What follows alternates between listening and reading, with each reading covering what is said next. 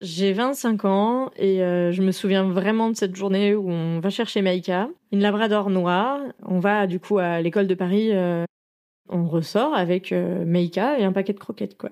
Je repars avec un chien qui a un dossard bleu avec marqué élève chien guide. Et je suis enfin dans les pattes, dans les baskets de quelqu'un qui est engagé enfin. 1, 2, 3, 4. La petite voix, la petite voix.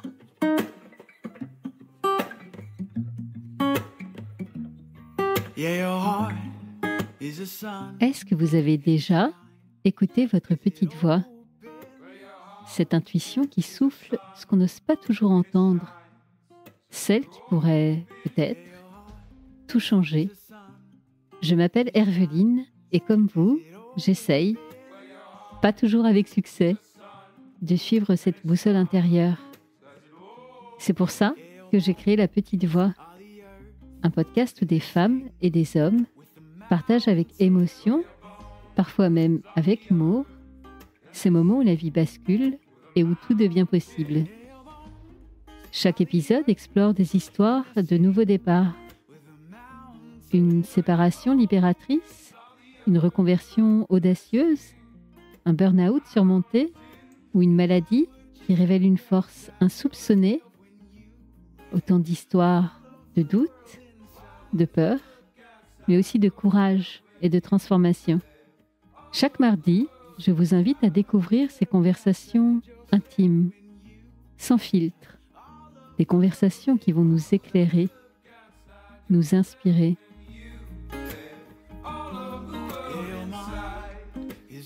Alors, prêt à écouter La Petite Voix pour entendre la vôtre ? La Petite Voix, le podcast. C'est parti !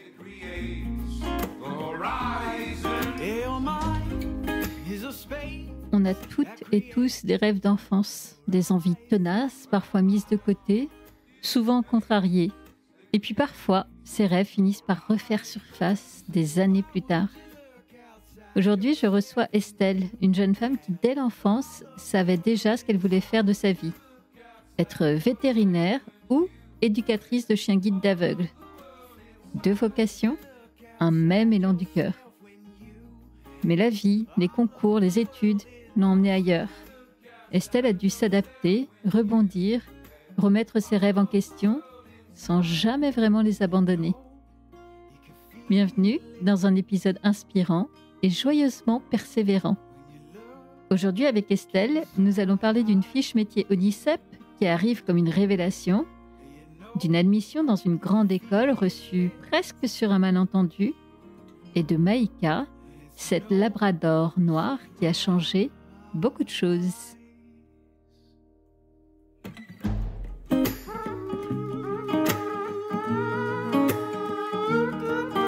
Salut Estelle et bienvenue dans La Petite Voix. Merci Herveline. Bon, je suis ravie de t'accueillir. On vient de déjeuner ensemble avant d'enregistrer. Exact. On a passé en revue plein de belles photos de chiens dont on va parler ensemble aujourd'hui, Oui. trop mignons. Donc ça y est, en fait, nous deux, on est déjà complètement dans l'ambiance. Bah toi, c'est un peu ta vie. Oui. Mais moi, là, j'étais contente de partager un morceau de cette vie-là avec toi pendant le déjeuner et puis maintenant avec les personnes qui nous écoutent, puisqu'on va parler de ta passion pour les chiens guides, pour les déficients visuels. Ça va être ça, notre sujet, pour voir comment un jour ta petite voix t'a soufflé de devenir famille d'accueil pour ces chiens guides. Du coup, on est obligé de remonter un peu dans ton enfance pour Oui. commencer. Déjà, toi, tu as grandi dans un environnement de campagne, en fait, en région lyonnaise. Donc, Exactement. les animaux, est-ce que c'était familier pour toi ? Oui, il y avait un peu des animaux de partout, puis moi j'ai eu rapidement une passion pour tout ça. J'étais souvent à la ferme à côté de chez moi, vraiment à 2 pas pour le coup, pour la traite des vaches, pour donner à manger aux lapins, pour vraiment dès très petite, j'étais au quotidien là-bas. Et puis on a eu des chats, pas de chiens, tu vois. J'ai toujours voulu avoir un chien, et mes parents m'ont toujours dit grandis, on te les gardera avec plaisir plus tard. Ce qu'ils ont fait. En tout cas, voilà, tu as eu très très tôt cette corde sensible-là et ce goût des animaux sous toutes leurs formes, en fait, de ce que j'entends. Oui, et particulièrement les chiens, parce que on a une relation un peu différente avec les chiens qu'avec les autres animaux de la ferme ou autres, parce qu'ils sont dans les intérieurs. D'ailleurs, j'avais un album photo qu'avec les chiens de mes amis, et mes parents disaient souvent que je me rappelais plus souvent du nom du chien que du nom des amis de mes parents. Ça Ok. donnait des situations un peu improbables. Donc assez naturellement, à un moment donné, et comme souvent quand on est enfant, tu te dis, bah moi j'aimerais bien être vétérinaire quand je serai grande. Ah ouais, mais ça, je sais pas depuis quand en fait. Vraiment, pour moi, j'ai jamais voulu être autre chose que vétérinaire en fait. Genre quelque chose, je pense depuis vraiment très petite. Parce que c'est le métier évident quand t'es enfant et que tu aimes les animaux. Il y en a pas d'autres en fait. Et puis, la différence, c'est que tu vas chez le vétérinaire avec tes animaux. Donc, C'est tu ça. connais ce métier-là, tu côtoies, contrairement à tous les autres métiers que j'ai découverts par la suite, que tu côtoies pas forcément. Mais non, ouais, qu'on connaît moins. Et puis, il y a aussi une autre dimension dans le vétérinaire. C'est non seulement il est en contact avec les animaux, mais il en prend soin. C'est Oui. quand même pas rien. Ouais. Et puis, moi, j'étais autant chien-chat pour le coup que vache, poule, lapin sur le coup. J'ai jamais ne jamais avoir dit que je voulais devenir autre chose que vétérinaire. Là où on est tous passés par la case, je veux devenir vétérinaire ou infirmière, etc. Bon, Non. entre-temps, on a tous beaucoup switché. Oui. Mais toi, tu es resté très accroché à ce C'est rêve-là. Toutes tes études, collège, lycée, etc. Bah, tout ce que j'ai pu faire pour arriver à ce but-là, j'ai tout fait. Sauf qu'assez vite, on te dit, ah, attention Estelle, C'est ça. c'est hyper compliqué. Et c'est vraiment hyper compliqué, Veto. Il y a quand même des études qui sont compliquées et des places, des concours limités. Il y a 4 écoles vétérinaires en France. Et de mémoire, t'avais je pense 300 places par école. C'est 2 ans de prépa pour rentrer dans ces études. Et après, c'est 5 ans dans l'école vétérinaire. Ah, waouh, ok. Donc c'est pour ça que je te compare avec médecin, parce Bien qu'il sûr. y a des spécialités et tout, mais on rentre pas. La grosse différence, et moi je trouvais ça une grosse injustice, c'est que tu rentres pas en disant je vais faire veto des fermes, veto rural pendant 5 ans. Enfin, il n'y a pas de Oui. quota là-dessus. Alors que moi, c'était ça qui m'intéressait. C'était pas ce qu'on appelle le vétérinaire canin au sens large, c'est-à-dire urbain, justement. C'était vraiment cet aspect d'être dans les fermes, d'aller aider les éleveurs, les vaches, les cochons. Enfin voilà, je voulais aller mettre les pieds dans les bottes, quoi. Tu t'accroches à ce rêve-là, même si on t'explique assez tôt que c'est compliqué. Tu commences déjà à imaginer des alternatives. Au collège, en 4e, quand on te demande un peu ce que tu veux faire, on allait tous voir un peu la conseillère d'orientation qui nous sortait les fiches ONICEP. Moi, je me souviens, je les ai achetés, les carnets ONICEP avec tous les métiers relatifs aux animaux, ce genre de trucs. Je pense que tout le monde est un peu passé par là. À une époque où on n'avait pas autant accès au web et à toutes les C'est ça. informations du web. Et on me dit, faut choisir une porte de sortie quand même, quoi. Et c'est à ce moment-là que je découvre le métier d'éducateur de chien guide d'aveugle, en 4e. Qu'est-ce qu'on y dit de ce métier-là ? On dit qu'on va dans l'éducation. C'est pas du coercitif, c'est déjà des trucs très positifs, très bienveillants qui me parlent. L'éducation du chien guide pour qu'après il accompagne quelqu'un. Qu'il faut être proche de l'homme et proche de l'animal. Je pense que c'est ce qui est noté dans les... Tu sais, il y avait un peu les points, les avantages à avoir, Oui. les points positifs, qu'est-ce qu'il faut avoir sur sa personne pour être attiré par ce genre de métier.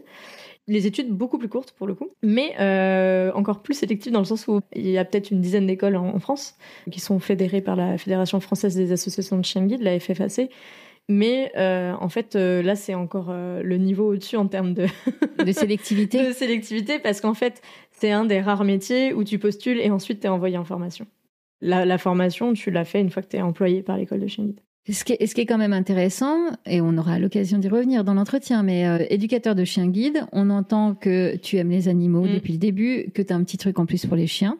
Et par contre, il y a une autre dimension quand même dans les chiens guides d'aveugles. Ils ont une vocation particulière, quoi, d'entraide et d'aide à la personne. Est-ce que ça, à l'époque, ça te parle du haut de tes, 14 ans, là, en 4e ou Je connais personne qui est déficient visuel autour de moi. Je connais personne qui a un chien guide. Mais j'aime aider, j'aime être là, j'aime être présente, fidèle. Et en fait... en discutant un peu avec les gens et les adultes qui me côtoient, parce que je suis en internat à cette époque-là du collège, donc j'ai des adultes qui me côtoient 24 sur 24 ou presque. Je me retrouve aussi en 4e ou en rentrée de 3e, comme je te l'avais confié, avec mes 2 copines qui arrivent avec des béquilles pour 2 raisons tout à fait différentes. Mais donc à me retrouver à faire un peu pas leur chien guide, mais presque. Et, tu vis le rôle à fond. Oui, je suis pas à 4 pattes, mais et pour le coup, c'est très intéressant de voir que cette idée d'être, d'accompagner une personne, de l'aider, de lui faciliter la vie, en fait. Et les adultes qui me côtoient à cette époque-là me disent c'est pas anodin avec les chiens guides, quoi. C'est pas anodin, surtout que je me renseigne de plus en plus sur les chiens guides aussi d'un point de vue bénévole à ce moment-là. Là, il y a une autre petite graine qui va commencer à germer à ce moment-là. Je suis en 3e et là, je rêve de passer dans le 30 millions d'amis en emmenant mon élève chien guide au collège. Au lycée, Ah, pardon. ok. Ça, c'est le target. Bah, en fait, moi, je suis toutes les samedis matins devant mon 30 millions d'amis, ou Ah, samedi en waouh. début d'après-midi. Ok. Et je veux déjà participer à cette chaîne de solidarité. Je veux emmener ce chien, éduquer ce chien. Et donc, je demande à mes parents en disant, bah, en rentrée de seconde, est-ce qu'on peut devenir famille d'accueil pour l'école des chiens guides de Lyon? C'est ça. Là, ce que tu imagines, c'est toi embarquer ce chien avec Au lycée. toi au lycée. Tu rigoles parce que maintenant que tu Bah, connais mieux ça, ça te paraît un peu. Il y a plein de choses dans mon parcours et je pense qu'on est un peu tous pareils, mais tu envisages des choses et en fait, tu te rends compte après quelques années que bah, tes demandes, oui, étaient peut-être pas démesurées, mais audacieuses. Mais c'est bien ça. d'être audacieux. Enfin, Bah ouais, surtout à cet et âge-là. ambitieux, surtout à cet âge-là. Donc, au même titre que mes parents m'ont dit, tu auras un chien plus tard, on te le gardera.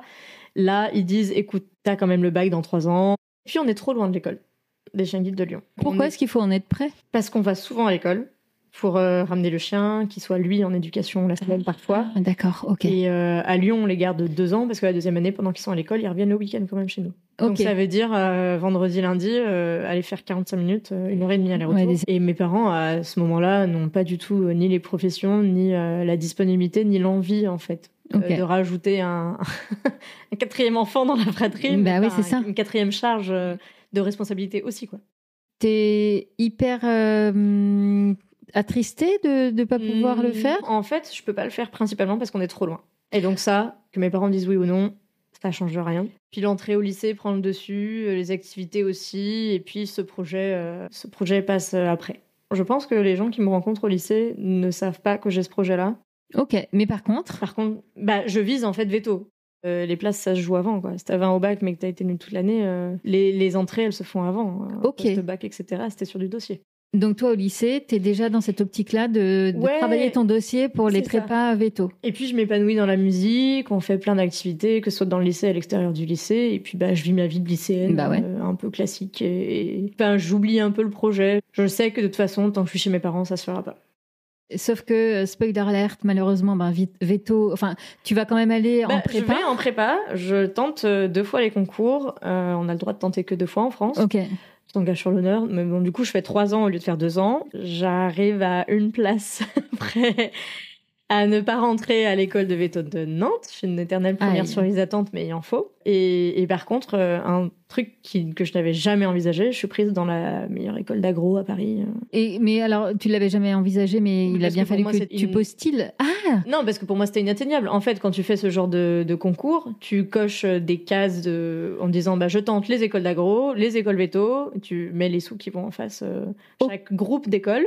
Et en fonction de ton classement, et en fonction de ce que veulent les autres, et en fonction des... ah, donc là, c'est es quand tu es classé. en prépa, tu vas finalement faire des dossiers simultanément pour plusieurs Ah, moi, j'ai une case à possibilités. cocher, hein, donc, Et donc là, tu avais noté agro, mais sans y croire une seconde. Et en fait, je suis acceptée dans la meilleure école d'agro à Paris. Ce qui est donc une très bonne nouvelle, Ce qui finalement. est- oui, je me plains pas et je le dis rarement parce que c'est une vraie réussite. Mais pour moi, c'est compliqué. Je rentre à l'agro, c'est une histoire de vague d'admission, un peu comme sur post-bac. Ouais. T'as une première vague fin juillet, une deuxième mi-juillet, après t'as une troisième vague fin août, et puis la 4e vague, elle est pendant que t'es déjà rentré dans l'école que tu as eu, et tu peux dire ciao, Ok. j'ai été prise ailleurs, quoi. Donc moi, je rentre à l'agro à Paris, en mode sac à dos, sac de couchage. Je suis encore 2e ou 1re sur les attentes à ce moment-là. Il suffit qu'une personne Ah, mon- qui avait veto Nantes décide d'aller dans une autre école. C'est le hasard un peu. Le suspense dure tout l'été, c'est ça? Bah, tout l'été, je sais pas que je suis prise à l'agro de Paris. Je sais que fin août que je suis prise à l'agro à Paris. Et je suis quand même dans une très bonne école d'agronomie. En plus, oui. Où tous les gens autour de moi, les 350, on a une promo de 350 sur un campus génial, historique, où ça fait la fête toutes les nuits. Et moi, je suis là, mais je veux pas être là, quoi. Enfin, voilà, je regardais les autres en mode, pas je suis supérieure, je vais m'en aller. Non. Mais en fait, tous les gens autour de moi étaient heureux d'être là. Et il y avait de C'était quoi la d'ailleurs? finalité. Ben ouais. Il y avait de Ils quoi, avaient- vu ce que tu en dis. C'est une Bah, très c'est chouette. une très bonne école. C'est un très bon diplôme. Il y a rien à dire là-dessus. Mais c'était pas Vito. Et je me retrouve, je crois, 2 semaines après cette rentrée, en cours sur la reproduction des animaux, par une veto. Et là, je me dis, mais qu'est-ce qu'elle fout là? Elle a eu son concours. Elle est vétérinaire. Elle est face à des étudiants au lieu d'être les pieds dans les bottes, tu vois. Donc, je vais la voir à la fin du cours en disant, bah, j'ai pas eu Vito, mais j'aimerais bien, mais comment je fais, quoi? Qu'est-ce que je peux faire maintenant que je suis là? Et ben du coup, qu'est-ce que tu vas faire? Je vais m'investir dans la ferme de l'école. Ah, on y revient quand Voilà. même. Jamais très loin. Je chausse mes bottes, je vais faire la traite à 5h du mat plusieurs fois par semaine pendant que mes copains sont en fin de soirée. Ah, Comme waouh. un grand. Je m'accroche à ce que je peux m'accrocher, j'apprends. Je m'engage, on a un projet étudiant à faire. Et il y a l'opportunité de s'engager dans un projet qui s'appelle Handy Manager. Tous les autres projets, c'est les étudiants qui décident le sujet, la thématique, le contour et tout. Et chaque année, ils proposent un projet avec une association qui s'appelle Compañeros, qui est un projet qui s'appelle Handy Management pour apprendre à devenir un meilleur manager avec des personnes en situation de handicap. Donc ce truc revient. Je retombe sur mes pattes un peu. Et je me dis, banco, finalement, je deviens même responsable de ce projet. Enfin, je suis la référente par rapport à l'association. On est une dizaine d'étudiants, organisés. Et puis, notre but, on a des rencontres qui sont organisées par l'association avec des personnes en situation de handicap qui nous parlent de leur métier compatible avec leur handicap et de comment on fait la vie d'entreprise comme ça. Et on doit organiser un challenge, une semaine, en fait, pour la promo. Okay. Pour leur permettre de passer eux aussi leur label Handy Manager dans un temps beaucoup plus raccourci que nous, sur une semaine. Donc on en vient à organiser une semaine ou deux, je crois, de rencontres avec les gens que nous, on a déjà rencontrés un peu toute l'année. Et puis, j'essaye. Et ouais, le handicap revient, l'acceptation du handicap revient. Puis moi, je contacte surtout l'école des chiens guides de Paris.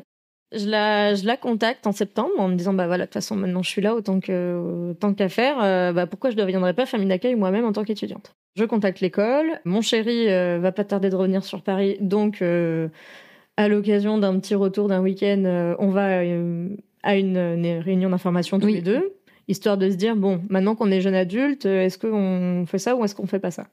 On prend les contacts, lui il repart en Erasmus et moi je continue les démarches avec l'école d'agro pour me dire c'est bon, vous êtes ok, comment je combine tout ça pour accueillir un chien dans l'amphi. C'est ça, parce que quand même, revenons sur en quoi ça consiste. Donc là, c'est pas pour devenir éducateur de chien guide aveugle, puisque ça t'aurait obligé à choisir une autre voie. Ça m'aurait obligé à gâcher entre guillemets mon entrée à l'agro et de repartir. Je voulais pas y aller, mais je savais quand même la valeur de l'enseignement. Donc, moi, j'aime bien les choses bien finies. Donc, j'ai fini. Ouais, t'es allé au bout de ton truc. Mais du coup, ça te ferme potentiellement la porte pour devenir éducateur de chien guide. Mais tu trouves une autre façon. J'adore Estelle, elle rentre pas par la porte. Donc, peut-être que par la fenêtre, il y a moyen de moyenner. Et donc, en fait, là, tu te dis, ce que j'avais proposé à l'époque à mes parents d'être une famille d'accueil, je peux le faire toute seule. Je peux le faire toute seule. J'ai grandi maintenant. Ils peuvent garder mes chiens de temps en temps. Bon, même si maintenant, du coup, on est éloigné géographiquement. Mais c'est vraiment l'idée, c'est de se dire, en fait, maintenant, je peux tout à fait. Et puis, j'ai le temps. Je sais aussi que j'ai le temps, mais pas pendant 3 ans d'école. Parce que la première année, il y a 1 mois de stage en ferme. Je sais clairement que ce mois-là, ce sera justement mon chéri qui gardera le chien. Et je sais que les 2e et 3e années, il y a 3 et 6 mois de stage. On est quand même 2 dans le projet, mais mon chéri est pas enjoué à l'idée de garder 3 mois le chien tout seul. Enfin, c'est pas l'objectif. Donc c'est quand même ton truc à toi en priorité, même si il adhère. Voilà, il y a un truc.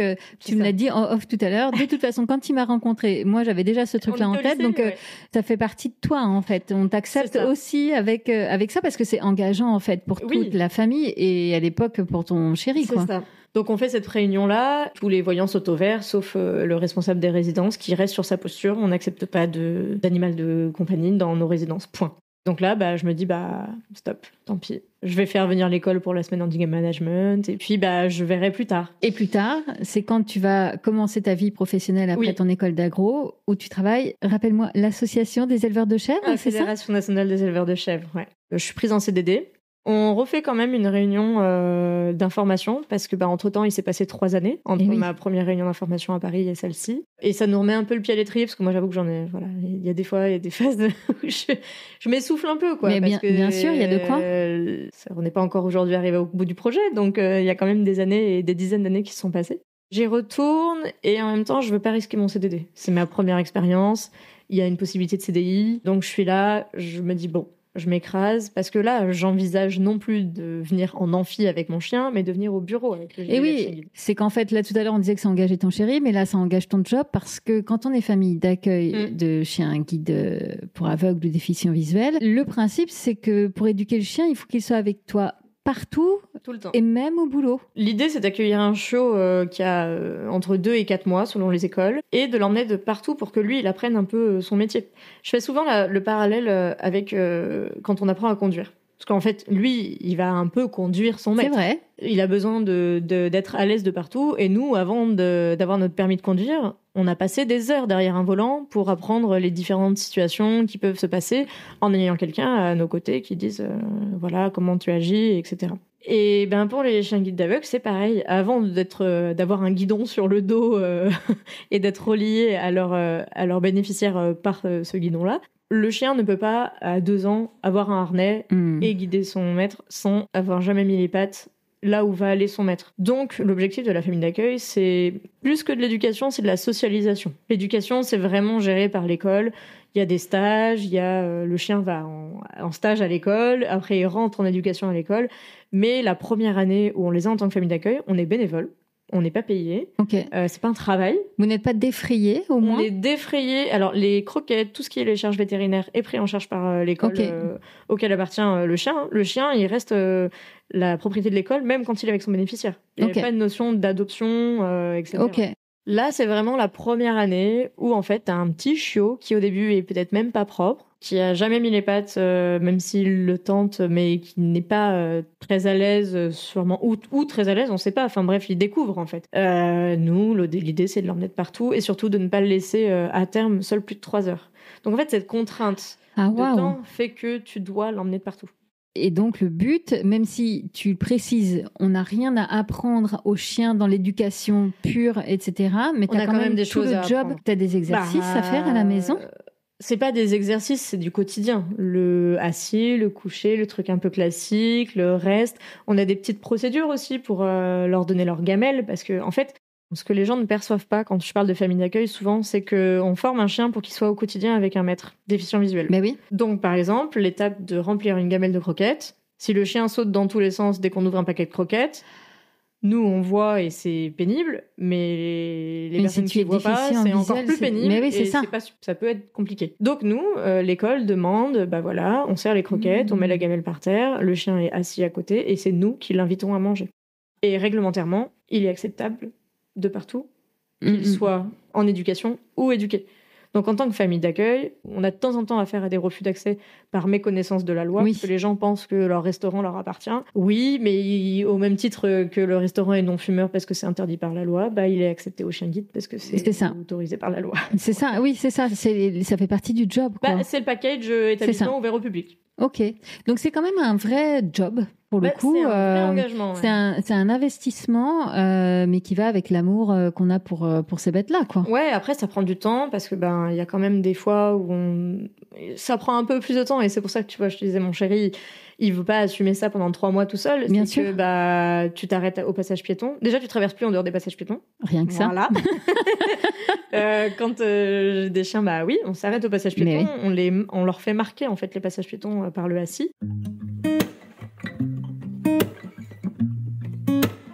Tu vas réussir après discussion quand même avec ton employeur et après avoir passé le CDD, il y a un moment où ça va enfin pouvoir se faire, c'est ça? C'est ça. Et en fait, avant même de passer en CDI, on y retourne, on se dit allez, bah là en fait on peut dire on veut mais que les week-ends. Il y a un intermédiaire que j'ai adopté depuis, qui est le fait d'être famille relais ou famille de week-end ou famille temporaire. Enfin, il y a plein de noms différents selon les écoles.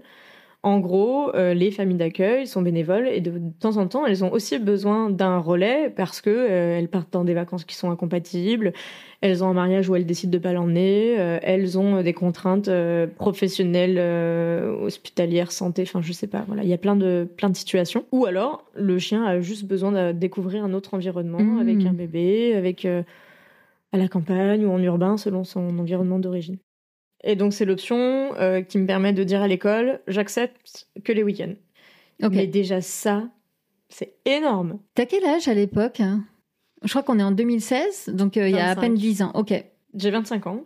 Donc, tu vois, depuis la 4e, ça fait un petit bout de chemin. Mais ouais, c'est ça. J'ai 25 ans et je me souviens vraiment de cette journée où on va chercher Maïka. Une labrador noire, on va du coup à l'école de Paris et en fait on ressort avec Meika et un paquet de croquettes quoi. Enfin j'en reviens pas en fait. Enfin 10 ans plus tard. Même tu plus. vois, la 4e c'est 2004. Ouais, 10 ans plus tard on peut dire. Bonne dizaine d'années plus tard et des essais infructueux au milieu. Oui. Je repars avec un chien qui a un dossard bleu avec marqué élève chien guide et je suis enfin dans les pattes, dans les baskets de quelqu'un qui est engagé enfin. Et là, on Avec part pour un Maïka. week-end, donc 2 nuits, vendredi soir, dimanche. Ça s'est passé comment? Bah, génial. Alors, on a eu des petits moments de solitude aussi, parce que forcément, Style. tu repars avec un chien, ils te disent, bah, il faut quand même aller le détendre, comme on dit, enfin, Oui. lui donner un peu de temps off aussi pour lui, hein, un chien. Bah Comme oui. nous, hein, on peut pas conduire, je sais pas combien d'heures d'affilée, bah, c'est pareil, de temps en temps, pas en nombre d'heures, mais il faut qu'il ait ses moments off, donc on Ouais. est trop content, on va au parc, puis on lâche le chien. Et Puis le là, chien gros ne moment de revient solitude, parce que le chien ne revient pas trop. Alors, elle est toujours sous notre vue et tout, mais on fait comme on nous a dit, vous partez dans l'autre sens et vous l'appelez, les friandises, les machins et tout. Non. Bon, finalement, on va la chercher parce qu'elle était avec d'autres chiens et Ah oui, ok. elle n'arrivait pas à revenir toute seule. Mais sinon, non, génial. On se rend compte que c'est possible dans notre appartement aussi. Ça, j'en doutais Mhm. pas parce qu'il faut pas un jardin ni rien. Les aveugles, ils sont pas plus riches que nous. Hein. Mais oui. Donc, Oui. il faut un Oui, bon oui. équilibre. Temps de travail et temps de détente, c'est tout. Mais après, que ce soit un appartement de 20 mètres carrés ou une maison de 150 et un jardin, le jardin n'est pas une option de sortie, quoi. Mais oui. Et donc là, on est en décembre 2016, et puis jusqu'en 2023, date à laquelle vous allez quitter Paris, et bien en fait, vous allez être famille d'accueil temporaire. Donc, Exactement. comme tu dis, le plus court, c'est un week-end. Au plus long, je crois que c'était jusqu'à un mois, un mois et demi. je crois. Ouais. Comment on fait pour pas s'attacher à ces Ah. animaux, quoi? Bah déjà, tu connais les règles du jeu. Tu sais quand Oui, tu le c'est vrai. récupères, tu sais quand est-ce que tu le rends. Donc t'as pas le j'ai pas envie qu'on m'appelle pour le rendre. Non, Ouais. moi je le sais. Et puis d'ailleurs, ça a rapidement empiété sur la vie professionnelle. Et j'ai emmené mes chiens au bureau et mon chéri aussi. On accueille Meika, on fait 2-3 relais. Il y en a Ouais. quelques-uns qui empiètent sur le boulot, ça se passe assez bien. Et donc au mois de juillet 2017, j'annonce qu'on va avoir un chiot pour 1 an. Et donc là, on me dit non, j'étais passée en CDI, voilà, mais on m'a dit bah non, tu peux aller faire ça, mais pas compatible avec les missions qu'on te donne en fait. Ok, parce que tu étais pas mal en déplacement. Ah bah on m'avait recruté, ouais, pour être en déplacement tout le temps à droite à gauche, puis en représentation pour les éleveurs de chèvres, pas pour les chiens guides d'aveugles. Donc c'est pour ça qu'en fait, il va falloir se contenter de Donc, rester je me famille contente. d'accueil temporaire, C'est ça. c'est-à-dire t'es pas sur un temps long de C'est 1 ça. an, voire 2 ans, mais temporaire, t'as quand même le temps de côtoyer ces chiens-là et puis d'être dans ce rôle que t'as tellement Ouais. attendu. C'est ça, et en fait, bah du coup, quand on me dit ça en juillet 2017, on me dit t'es libre d'aller faire un autre job aussi. Enfin, tu vois, et c'est pas reste chez nous mais n'aie pas de chien guide, c'est juste ce sera pas ici. Voilà. Et donc, je commence à dire ok, c'est pas ici, mais là, comme on l'a fait de temps en temps, c'est possible, et du coup, je commence à jouer avec le cadre qu'on me met en fait. Mhm. Et donc, dans le cadre, il y a plein de choses qui rentrent, dont le fait d'avoir des chiens temporairement pendant les vacances scolaires. Enfin, typiquement, juillet-août, c'est là où il y a le plus de demandes. Ah bah parfait. De Oui, parce que les relais, familles parce partent. que les familles partent et que voilà. Et moi, pendant juillet-août, c'est là où il se passe le moins de choses au bureau. Donc c'est Et parfait. Donc Ouais. c'est parfait. Et là, j'en profite. Et en général, nous, on n'avait pas des rythmes à partir tous les étés non plus. Donc en fait, j'étais disponible. C'est comme ça que les plus longs relais, je les ai eus en été en fait. Hmm. 1 mois et demi. J'imagine que tu te rappelles de chacun des chiens que tu as Ouais. accueillis. Bah oui. Et est-ce que c'est comme avec les humains, il y en a avec lesquels ça fit plus, quoi? Oui, après, il y a eu des chiens très différents en fait. Et d'ailleurs, sur la cover de mon podcast, la couverture, le logo même Oui. de Futur Chien Guide, c'est des vrais. Enfin, C'est des j'ai chiens. demandé à l'illustratrice, je lui ai envoyé vraiment les photos de chacun. C'est des chiens que j'ai eu, que je n'ai jamais eu, bien sûr, les 4 en même temps comme je l'ai Non. sur le logo.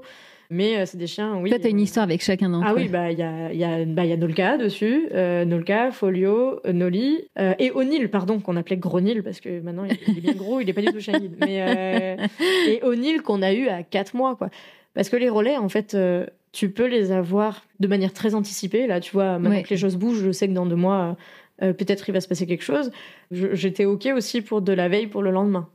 En fait, j'allais te demander si tu sais, quand on a un rêve comme ça, qu'on a poursuivi pendant longtemps, avec quelques déboires, et puis qu'enfin ça arrive, parfois, du coup, on est presque un peu déçu de le vivre. Mais là, vu Pas du comme tout. tu t'animes quand t'en Non, parles, non, c'est non. hyper beau. Et puis bah, j'ai découvert tout un univers et c'est ce que je partage aujourd'hui dans mon podcast.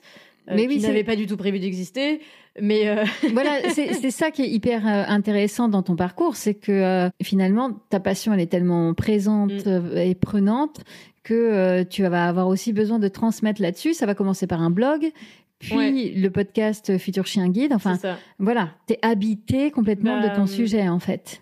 Quand on a eu nos premiers relais, rapidement, j'ai eu envie de partager, en fait, ce que je vivais, parce que les gens me posaient des questions et parce que aussi les gens voulaient suivre les aventures que je vivais avec mes chiens. Et donc, j'ai créé un Twitter, puis un Instagram, puis un Facebook. Et puis, 2019, j'en ai un peu marre de répondre. Enfin, j'en ai pas marre, mais je trouve ça frustrant de devoir répondre par message privé des réponses écrites à la main, enfin avec mes petits pouces, sur des choses où j'aimerais bien mettre des illustrations ou renvoyer les gens vers quelque chose, un contenu plus qualitatif qui permette de répondre pleinement à leurs questions en fait. Oui, puis j'imagine que les questions sont souvent un peu les mêmes. Oui, c'est ça. C'est qu'est-ce que c'est qu'une famille d'accueil, comment on devient, mais ça va pas être trop dur, mais tu vas pas pleurer quand il va partir. Enfin voilà, toutes les questions que les familles d'accueil peuvent citer sans problème.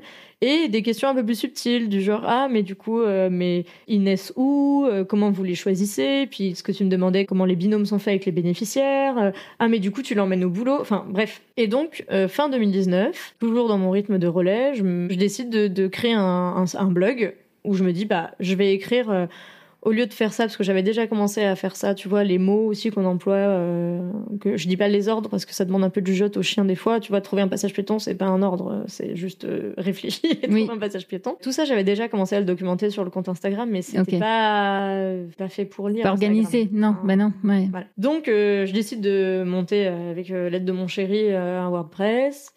Et je demande à la cantonade à Noël s'ils n'ont pas des bonnes idées en disant ça se lance le 1er janvier, là c'est le dernier moment si vous avez des bonnes idées. Et mon jeune frère me dit tu fais quand même un truc pour les déficients visuels, ce serait pas mal que tu les lises tes articles. Donc je sors progressivement mes articles et l'audio qui va avec. Donc c'est là où je commence à piquer le micro de mon chéri qu'il avait acheté pour une formation. Et donc tu vois, janvier 2020, février-mars 2020, on sait tous ce qui nous arrive. Je télétravaille pendant le Covid, mais il y a plus de relais, bien sûr. Bon, ça, c'est oui, tout s'arrête, même ça. Ouais. Oui, mais ça, c'est pas un problème. Enfin, si ce n'est que les chiens, c'est un peu compliqué pour les sortir. Et les chiots, par contre, petite parenthèse, mais les chiots qui sont nés à cette période-là, ça a été compliqué parce qu'ils n'ont pas pu être socialisés. Le podcast, c'est juste que... Oui, c'est la continuité. J'avais une rubrique prévue rencontre avec, et je me dis, je vais pas écrire une interview et la lire. Et si je faisais l'interview ? Je vais la faire tout de suite, l'interview, ça serait fait.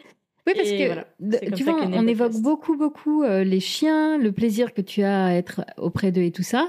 On évoque moins leurs bénéficiaires. Et là, tout d'un coup, le podcast t'ouvre aussi cette dimension-là, en fait. Même si au début, j'interroge pas de bénéficiaires, tu vois. Ah ouais ? Mes premiers épisodes, c'est des familles d'accueil que je côtoie, qui sont plus expérimentées ou pas que moi. Ok. Ça s'appelait pas un podcast, c'était des interviews audio pour mon blog et je les ai laissées telles quelles. Je les ai pas retravaillées, c'est génial, c'est l'histoire. J'ai attendu 2021 pour appeler ça podcast. Mais donc je lance ma saison 2021 avec 2 épisodes par mois. Un sur un bénévole, un salarié, enfin quelqu'un du monde du chien guide mais pas bénéficiaire. Et le second sur les bénéficiaires. Je retrouve comme ça cet équilibre et qui me permet de rencontrer... Ça t'apporte à quoi, toi, de rencontrer aussi les bénéficiaires ? C'est intéressant parce que j'essaye de faire des liens. Moi, je suis hyper curieuse et les gens le savent. Mais j'ai toujours plein de questions. Et en fait, en dehors du podcast, t'as des questions que tu poses pas. Moi, quand j'enregistre mes épisodes, c'est comme si on était toutes les deux autour d'un café. Enfin, là, c'est pareil, il y a un studio, des lumières, des micros. Enfin, je structure un peu mes interviews quand même, tu vois. Mais l'idée, c'est vraiment qu'on discute. Et alors, l'objectif, c'est pas d'aller se confier tous ces moindres petits secrets. Non, bien sûr. Mais c'est d'apprendre à connaître, à voir. Et puis, mon podcast s'affine aussi. En fait, les gens commencent à me connaître, commencent à l'écouter. Alors, je dis que c'est un podcast de niche. J'utilise et je rentre dans ce jeu de mots à fond. Et donc, le podcast fraye un chemin. Et en fait, aujourd'hui, quand je parle de Futur Chien Guide, c'était un podcast avant tout. Alors qu'en fait, ça a surtout été un média un écosystème de médias avec une newsletter, un site, un blog, etc. Le blog est devenu mon site, du coup. Mais, oui, maintenant, c'est vraiment pour le podcast qu'on vient à toi, quoi. Ouais. C'est ça. Et puis pour l'expérience, et puis pour la suite de mon aventure que j'essaie de construire. Mais alors, justement, voilà, j'allais y venir. On n'arrête pas de mettre une date butoir là dans notre échange qui est 2023, mais pour expliquer, c'est qu'en fait, tu as quitté à ce moment-là Paris, vous avez quitté Paris. Ouais. Donc, on est arrivé à 2 à Paris il y a 10 ans. On repart à 3 avec mon petit baby boy, comme je l'appelle. Dans la recherche de maison, alors c'est avant 2023 du coup, parce qu'avant de déménager, il faut trouver une maison. Et oui, ça peut prendre du temps. Il y a 2 points d'ancrage. Les grands-parents, enfin du coup nos parents qui deviennent les grands-parents de Baby Boy, et l'école de chien guide de Lyon, qui est pas tout à fait à Lyon, au nord de Lyon. Et donc moi l'idée c'est d'être absolument proche de cette école, bon, pas en porte-à-porte, hein, mais de pouvoir ne pas avoir cette contrainte des 45 minutes que j'avais chez mes parents. Donc, de se mettre un peu entre les deux pour pouvoir vivre mon expérience de bénévole pour les chiens guides de Lyon. Donc, ça prend tellement de place dans ta vie. Ah oui. Que clairement, et puis, le choix même de la maison est lié aussi à où se trouve l'assaut. Nous, c'était clair que on n'allait pas s'installer dans un endroit qui serait incompatible à cette mission-là qu'on souhaitait avoir. Et même la maison en elle-même qu'on a choisie, devant il y a un caniveau, c'est-à-dire qu'il y a des trottoirs, il y a la place du chien sous l'escalier, elle est là, mais on l'aurait trouvée ailleurs s'il n'y avait pas eu. C'est clôturé, on a refait clôturer pour le jour où on a le chien, etc. Enfin, il y a pas mal de choses, et du coup c'est un peu bizarre parce que quand on a discuté avec les gens en 2023 en disant oui, alors c'est parce qu'on va avoir un élève chien guide, bon, on est en 2025 et il n'est pas encore arrivé. Mais c'est curieux pour les gens qui m'ont vu débarquer dans la région de se dire mais pourquoi elle nous parle de ça. Et donc oui, notre mission a tellement de place qu'on a choisi la localisation et qu'on avait le choix aussi. Hein. Si j'avais dû retrouver un travail et il y a des fois là on n'avait pas d'autres contraintes. Avant qu'on déménage, en juillet 2023, on a déménagé en octobre, je contacte l'école de Lyon. Je leur dis qu'on va arriver et qu'on aimerait beaucoup réaliser ce rêve, qu'on est disponible et que donc je remplis le dossier qui est un peu flou au mois de juillet parce que on n'est pas encore dans la maison en tant que telle, même si on l'a acheté, qu'on l'a visité, qu'on sait comment elle est. Je leur dis d'entrée de jeu, c'est pas parce que je viens d'ailleurs que je vais tout comparer et c'est pas parce que je connais plein de choses que je ne vais rien appliquer. Voilà, ça c'est les 2 warnings que je leur mets. En leur disant, moi, je suis là à votre disposition. Oui, c'est ça. Et au service de l'école. Si vous me dites, chez nous, c'est pas blanc, mais c'est noir, je ferai noir. Enfin, c'est pas un problème. Je vais pas dire, ah bah non, voilà. Ils viennent au mois de décembre visiter notre maison, décembre 2023. Et après, là, il y a un peu de flottement. Ils visitent quand même la maison pour s'assurer que le lieu est OK fait le pour tour accueillir. Ensemble. Alors ils le font pas forcément tout le temps, je crois. Et à Paris, ils le font pas parce que ce serait un peu compliqué. On le constate, d'ailleurs, ton parcours l'illustre hyper bien. Tout ça est long et prend du temps. Ça prend du temps, passer par l'étape 3 relais avant d'avoir un chiot. Et puis, il n'y a pas des chiots tous les jours. Et puis, la liste de familles d'accueil existait déjà avant qu'on arrive. Donc, il y a aussi de l'attente. Et puis, on me connaît un peu dans le milieu. Donc, on discute beaucoup avant de se mettre d'accord sur les conditions d'accueil, de communication sur les prochains accueils. On apprend à se connaître, en fait. Ce qui fait que, tu vois, on est en 2025 et ça devrait avancer dans les prochains mois. C'est en train de se préciser. C'est en train de se préciser, ouais. On voit à quel point, là, on est 20 ans après. Me dis pas ça. mais au contraire, je trouve génial comme... Tu vois, si je reviens au sujet du podcast qui est comment on fait pour écouter sa petite voix. Toi, t'es l'illustration que c'est OK parce que certes, c'est long et certes, il y a des moments où... tu te prends un peu des impasses et c'est raide et comme tu te dis t'en peux plus, mais quand c'est OK, quand tu parles des chiens que tu as accueillis de façon temporaire avec les yeux qui brillent et le grand sourire, moi je me dis que ça vaut sacrément le coup d'écouter sa petite voix.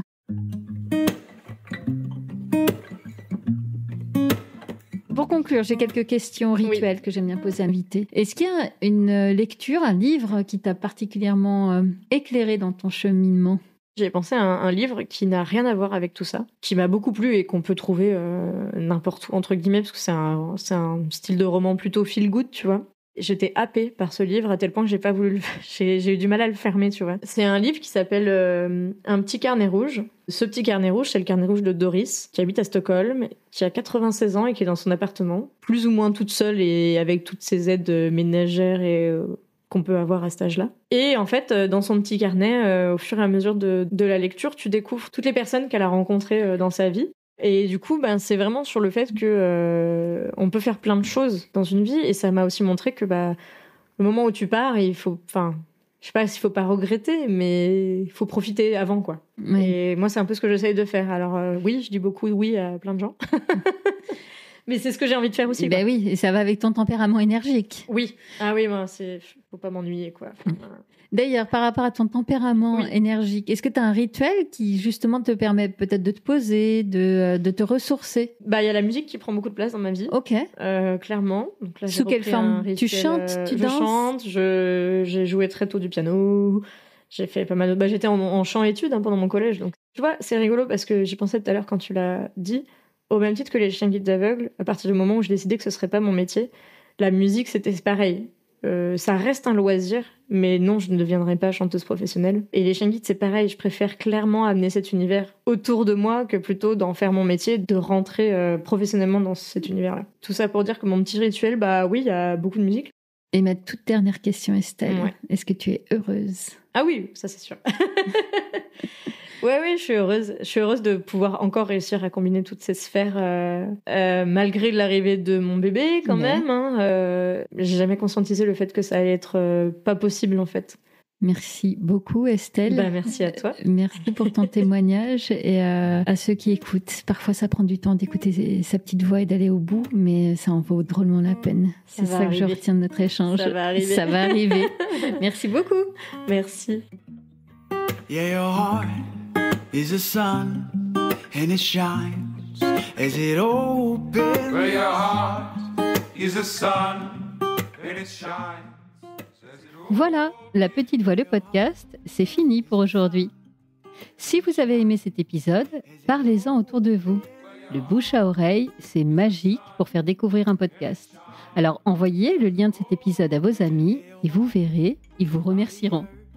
Et d'ailleurs, si vous voulez être sûr de ne rater aucun épisode, avouez que ce serait dommage, abonnez-vous à La Petite Voix sur votre plateforme d'écoute, Apple Podcast, Spotify, YouTube ou autre. Profitez-en d'ailleurs pour m'y encourager avec des étoiles, des bonnes notes et des commentaires. Non seulement ça fait plaisir, mais ça aide vraiment à faire découvrir le podcast à d'autres auditeurs. Je partage aussi les coulisses du podcast sur Instagram et Facebook. Et mieux encore, abonnez-vous à ma newsletter sur mon site lapetitevoix.co. C'est là que j'ose vous raconter tout ce que je ne dis pas ailleurs. Ça fait beaucoup d'infos, je sais, c'est pour cela que j'ai mis tous les liens dans les notes de cet épisode. Allez, je vous donne rendez-vous mardi prochain. D'ici là, portez-vous bien et soyez heureux. Your horizon. Where your mind is a space that creates the horizon.